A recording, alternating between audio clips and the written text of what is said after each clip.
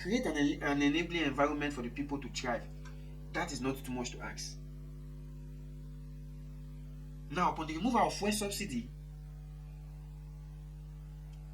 yet even the petrol is scarce. Now, NNPP claims that their depot, is dry and they don't have products to distribute to the market, thereby causing scarcity, and it made the price, skyrocketed to close to about 1,300 naira per liter. Now, this is an organized scheme, by the petroleum sector, creating scarcity to hike the price.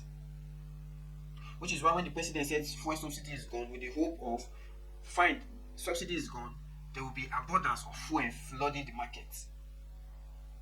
But still, the scarcity increased.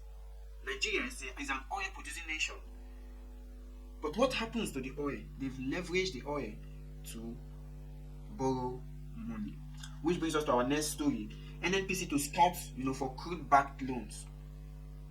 Just as we are trying for the federal government to allow the local refineries work so that crude oil will be processed for local consumption, and the presidential mandate that crude oil should be sold to local refineries in naira. Now the NNPC in particular are seeking for a crude oil-backed loan. What does that mean? It means that they will borrow money and pay back with crude oil, which means there won't be any left over for local refineries. And this is how it has been. Borrowing money backed by crude oil, and in turn stealing the money in particular. That has been the order of the day.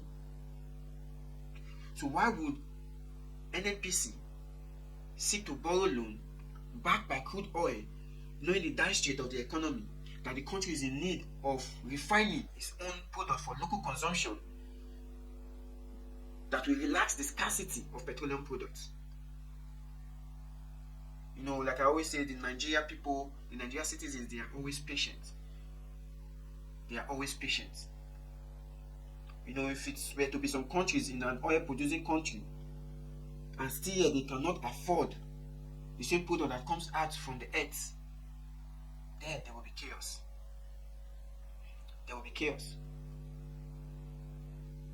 And it is due to this ineptitude of the government and the NNPC, back to the oil theft and all of that, that has led to the oil bunkering in the Niger Delta. Because they've seen that the government does not even give a damn about their welfare and their well-being.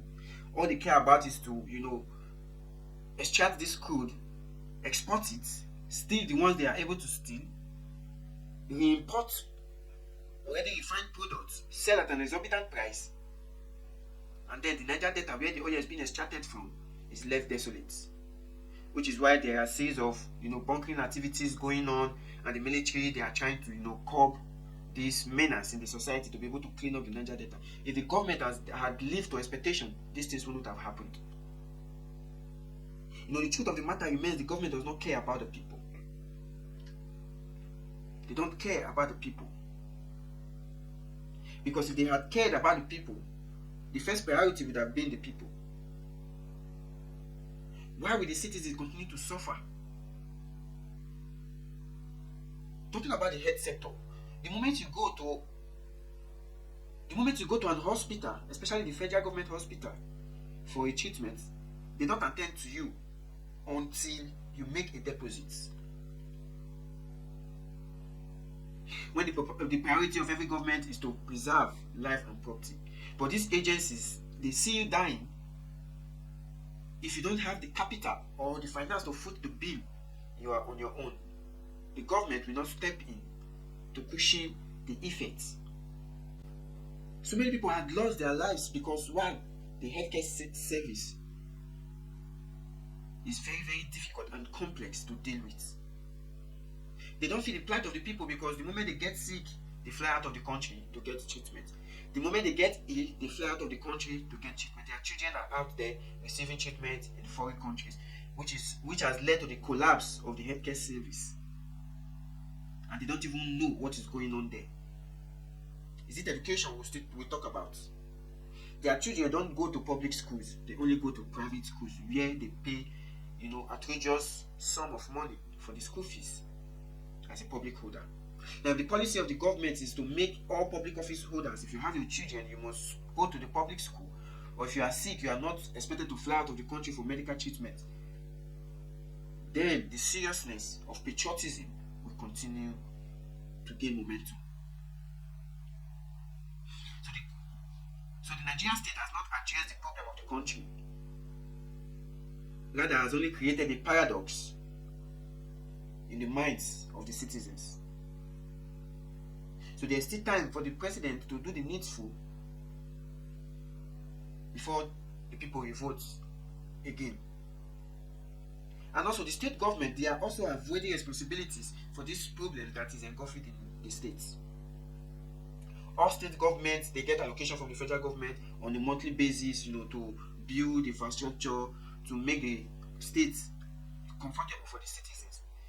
But yet they are not held accountable because there's no one to hold them to account, which is why all eyes on the president. So there's a system whereby there are checks and balances to all government parastatals, then the state government can be held responsible and accountable. Because most of the funds released to the state governments are nowhere to be found. Probably before it gets, to the government, they've already converted it to dollars, and then the rest. So it is very difficult now for the citizens to live, yet the state government pay little or no attention to the plight of the people. Palliatives were distributed to be shared among individuals, but there are some states that have hijacked these proceeds, probably preserving it for the next election. So they will share to entice the people to vote for them, as they normally do over the years. So the president has to make changes that will roll down from the presidency down to the local government. Thereby, everyone becomes accountable for the things they do in their states.